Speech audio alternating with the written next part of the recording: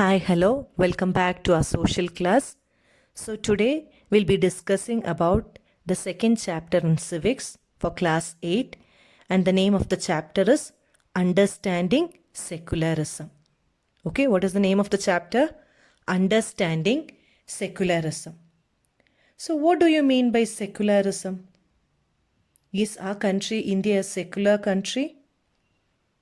Okay, so for all these questions, we'll find the answer through this chapter. A country which does not officially promote any religion as its country's religion is a secular country.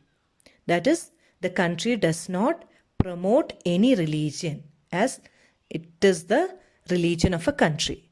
Okay, so that is called a secular country. So India is one among them. Now, did you understand what is secularism? So, it is a country which does not promote any religion. It gives equality to all religion. So, we know India is one of the secular nation. Now, India adopted a policy to separate the power of religion and the power of state. Okay. The separation of religion from the state is called secularism.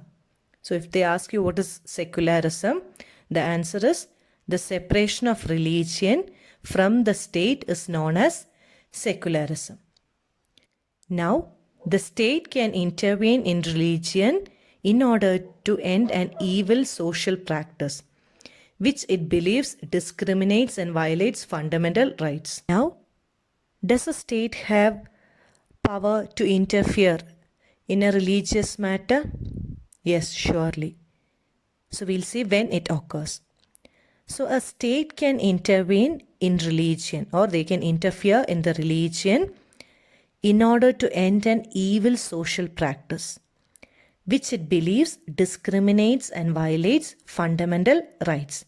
So when a case comes such that this religion is discriminating and violating the fundamental rights of people, then the state can involve in the religious matter. Okay. So the Indian secularism is different from other democratic countries, as the Indian states can intervene in religious affair. Okay. So we have the right to interfere. The country, India, has the right to interfere in the religion of other people, but they do not promote any religion. Did you understand? Okay. Now, the term secularism refers to the separation between the power of religion and the power of state. Okay, so it differentiates between the power of religion and the power of state. This is important for a country to function democratically. So, in order to function democratically, there should be separation between the power of religion and the power of state. Okay, now there are two chief reasons why the separation between religion and state is important. Okay, now shall we see what are the two reasons? Okay, the first one is to prevent the domination of one religion over other. Okay, so what is the first one? To prevent domination of one religion over other. So if one religion is dominant, okay, what is dominant? They think they are the leader and they can control the other religious people. Okay, so when such an issue comes, the government can interfere. Okay, the second reason is to protect the freedom of individuals to come out of their religion.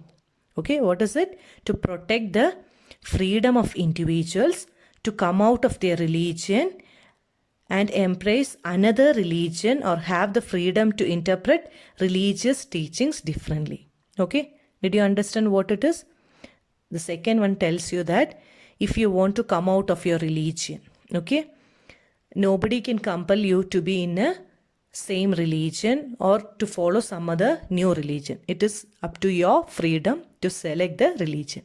So when such compulsion comes, the government can interfere. So in this, we can give you an example of practice of untouchability, which was allowed by the upper caste people to dominate the lower caste. Okay. So this is the reason why separation between religion and state is important.